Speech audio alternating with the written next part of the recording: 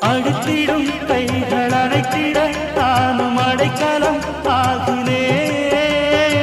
உள்ளையே எல்லை இல்லையே உந்த நண்பினில் மூழ்கினேன். கண்கள்